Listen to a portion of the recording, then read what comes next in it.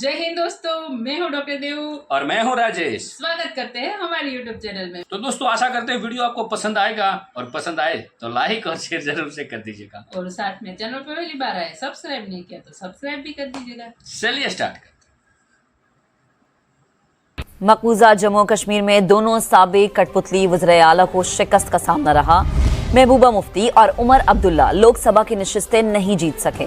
भारतीय election commission के मुताबिक मकबूजा वादी की 5 में से 2 नशिस्तें जम्मू कश्मीर नेशनल कॉन्फ्रेंस ने जीती, जबकि 2 नशिस्तें बीजेपी के हिस्से में आई। मैं कश्मीर से हूँ। कहाँ से? मैं कश्मीर से हूँ। कश्मीर में तो रोला जमा दिया मोदी ने जिस अपने देश में रहते हुए मैं पता ही नहीं हम किस देश के साथ रह रहे हैं और बाहर का हमें बोल रहा है कश्मीर हमारा है। अगर हमें आजाद करने वाला है तो वो नरेंद्र मोदी है 10 सालों में। मेरी बात सुनिए, इनसे क्या सुन रहे हो? मैं दिल्ली की जनता को बोलना चाहता हूँ, दिल्ली की जनता सुन लो। जिस कांग्रेस सरकार ने 40 साल वहां पे पीला झंडा खड़ा करके रखा था, क्या वो 40 साल में नहीं उतार पाता पाकिस्तान का तिरंगा? अगर उतारा है 10 सालों में करके दिखाया, वो नरेंद्र मोदी ने करके दिखाया। जम्मू और कश्मीर की, और जम्मू और कश्मीर में जो हुआ वो मैं आपको डिटेल बताऊंगा, लेकिन महबूबा मुफ्ती और उमर अब्दुल्ला दोनों हार गए। मैं कई बार कहता था अपने प्रोग्राम में, और एक बार नहीं, मैंने 50 बार अपने प्रोग्राम में बोला है। आज मैं प्रूव हो गया सच्चा। आप मेरे पुराने प्रोग्राम देख लीजिए जो मैंने रिकॉर्ड करे हैं। मैं बार बार कहता हूं इन दोनों को कोई पसंद नहीं करता। अगर हमें आजाद किया है तो वो भारतीय जनता पार्टी ने कश्मीर से आजाद किया है। हमें देश का तिरंगा उठाने में डर लगता था, हमें अपने देश में रहने का कोई शौक नहीं था। आप क्या बेचते हैं उन्हें? Dead bodies. नरेंद्र मोदी कहता है कि उनको अपने 2 वक्त की रोटी खाने दे, जैसे वो खा रहे हैं, हमारा उनसे कोई लेना देना नहीं। ये है माइंड। अब पाकिस्तान और क्या सोच रहा है? पाकिस्तान ये सोच रहा है जी कि नरेंद्र मोदी जो मैनिफेस्टो में लिखता है उसको इंप्लीमेंट करता है। उसने राम मंदिर का लिखा था, उसने कर दिया। उसने 370 का लिखा था, उसने कर दिया। उसने कर दी चीजें। अब कई लोग ये कह रहे हैं जी, मुझे तो ऐसे लग रहा है कि जैसे पाकिस्तान के अंदर खौफ आ गया, नरेंद्र मोदी आ गया। जय हिंद दोस्तों 2024 का चुनाव ये दिखाता है कि हमारे लोकल जो लोग हैं वो अपने क्षेत्र को लेके, अपने इलाके को लेके कितना सजग है, कितना जागरूक है और कितनी पहचान रखते हैं। कई पॉलिटिकल एक्सपर्ट्स कह रहे हैं बीजेपी ने गलत प्रत्याशी खड़े किए, इस वजह से लोगों ने उनको नकार दिया।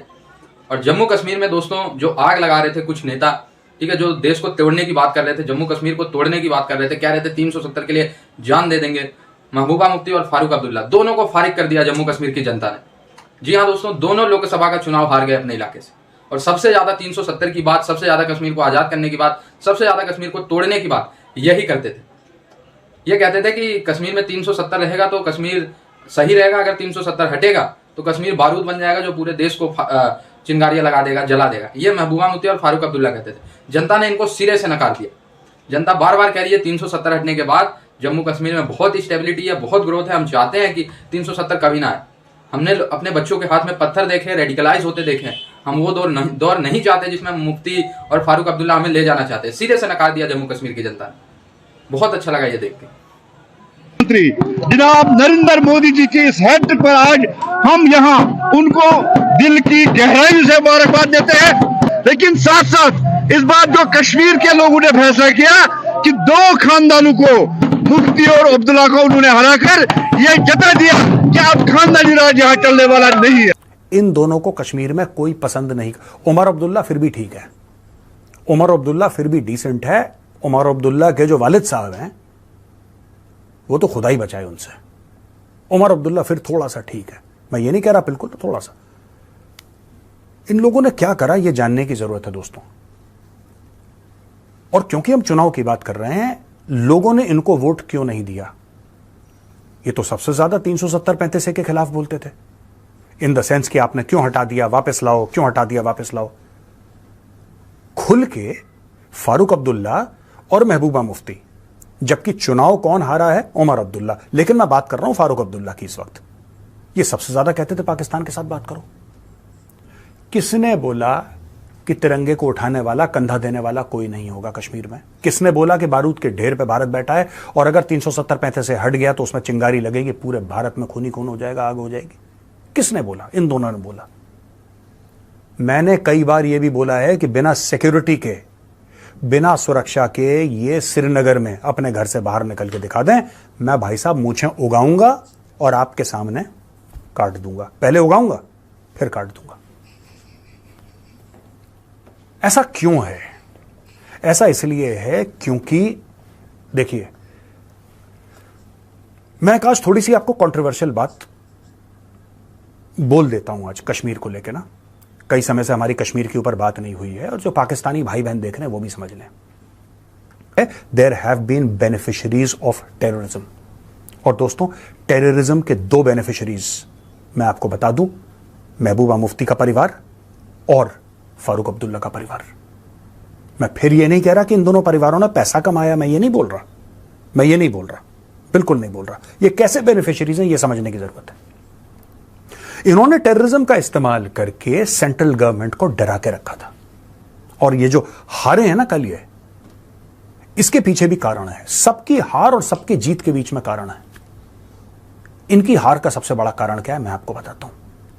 कश्मीर के जो लोग हैं ना, ये लोग समझते थे बेवकूफ हैं। इनको ऐसा लगता था कि वो बेवकूफ हैं, वो तो मासूम है, उनको नहीं पता। हमें अपने बाप दादा की दुहाई देनी है, हमें शेर कश्मीर की बात करनी है, हमें शेख अब्दुल्ला की बात करनी है। ये कहते हैं हमें वो मुफ्ती साहब की बात करनी है जो इंडिया के होम मिनिस्टर थे और चीफ मिनिस्टर भी रह चुके हैं कश्मीर। हमें तो ये स्टोरियां सुनानी है लोगों को। अब लोग बेवकूफ तो है नहीं भैया कश्मीर के। एंड कश्मीरीज मैं आपको बताता हूं कश्मीरियों के बारे में एक बात कम लोग जानते हैं, क्योंकि लोग श्रीनगर जाते हैं। श्रीनगर कश्मीर कुछ नहीं है। Kashmir is beyond Srinagar. Srinagar is just a colder version of Delhi and Chandigarh. जिसको भी गलत फहमी है ना कि श्रीनगर एक्चुअली कश्मीर, ऐसा कुछ भी नहीं है। Srinagar is a highly commercial place, और मुझे तो वैसे ही नहीं पसंद है श्रीनगर। मैं तो मजबूरी में जाता हूं वहां पर। नरेंद्र मोदी कहता है कि उनको अपने 2 वक्त की रोटी खाने दे जैसे वो खा रहे हैं, हमारा उनसे कोई लेना देना नहीं। ये है माइंड। अब पाकिस्तान और क्या सोच रहा है? पाकिस्तान ये सोच रहा है जी कि नरेंद्र मोदी जो मैनिफेस्टो में लिखता है उसको इंप्लीमेंट करता है। उसने राम मंदिर का लिखा था, उसने कर दिया। उसने 370 का लिखा था, उसने कर दिया। उसने कर दी चीजें। अब कई लोग ये कह रहे हैं जी, मुझे तो ऐसे लग रहा है कि जैसे पाकिस्तान के अंदर खौफ आ गया, नरेंद्र मोदी आ गया। हालांकि खौफ वाली बात ही कोई नहीं है इसमें। आप कौन सा डिपेंडेंट है इंडिया के ऊपर?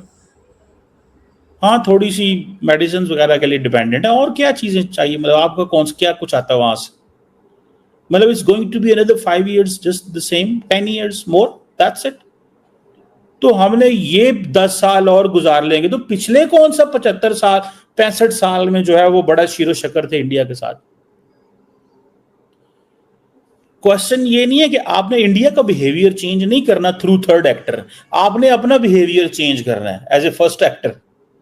ठीक है जी, पाकिस्तान के बारे में वो उन्होंने टफ लाइन ली है तो लेने दें, सो व्हाट, आप भी लें। आप किसने रोका है? आपने ले के देख लिया ना क्या होता है। आपने टफ लाइन ले के देख ली है क्या होता है। भाई देखिए, मेरी बात सुने, मुजाहिदीन तैयार करना एक और चीज है, मुजाहिदीन के साथ साथ कारोबार करना दूसरी चीज है। आपने सिर्फ मुजाहिदीन तैयार किए, आपको पता ही नहीं है कारोबार करना कैसे है। आपके वजीर आजम ने यह कहा है कि वो जो पेपर वर्क तैयार करना होता है to convince the Saudis and Emiratis to come in Pakistan, वो आपको आता ही नहीं है। आपके मिनिस्टर ऑन टीवी कह चुके हैं कि हमारा जो स्टेट मशीनरी है उसके पास कैपेसिटी नहीं है कि हम उसको कहें कि आके हमारे लिए पेपर वर्क तैयार करें ताकि हम दूसरे मुल्कों को कहें कि यहाँ पे बिजनेस किया जाए। हमारे पास वो है ही नहीं है, क्योंकि हमारी इन्वेस्टमेंट ही कहीं और है। जो इन्वेस्टमेंट थी हम तो उससे लड़ रहे हैं। सो हमने ज्यादा फोकस कर दिया उन चीजों पे, अब हमारा साइज बड़ा हो गया हुआ है। ठीक है जी। तो दोस्तों, इन पाकिस्तानियों की तो जलती रहेगी। ठीक है, 15 साल नरेंद्र मोदी जी का रहना ये मजाक बात नहीं है। ठीक है, 290-92 सीटें जो एनडीए की आई हैं वो बेशक हमें आज कम लग रही हैं, लेकिन दोस्तों अगर आप देखो ना 2014 से पहले तो इतनी सीटें बहुत ज्यादा मानी जाती थी। इतनी सीटें 2014 से पहले आ जाती थी तो ढोल नगाड़े बज जाते थे, अरे अरे ये तो जीत भयंकर हो गई। क्योंकि नरेंद्र मोदी जी की लेगेसी कुछ ऐसी रही है कि भाई बीजेपी अकेले 300-350 के नीचे आया तो एक लगता है कि यार उनका कुछ नेतृत्व क्षमता कम हो गया। कोई बात नहीं, पाकिस्तान को ऐसे ही डील करना है जैसे हमारे नरेंद्र मोदी जी ने पिछले 10 सालों में किया। चाइना को भी वैसे डील करना है। फॉरेन पॉलिसी मोर और लेस वैसी ही रहनी चाहिए जैसे पिछले 10 सालों में भारत की थी, और होपफुली नरेंद्र मोदी जी के नेतृत्व में वैसी ही रहेगी। भारत को जहां काम करना है, नरेंद्र मोदी जी को जहां थैंक यू दोस्तों वीडियो को यहाँ तक देखने के लिए। वीडियो समाप्त करेंगे दोस्तों, आपसे विदाई लेंगे, मिलेंगे और अपनी वीडियो में आपके साथ। टिल देन जय हिंद, जय भारत।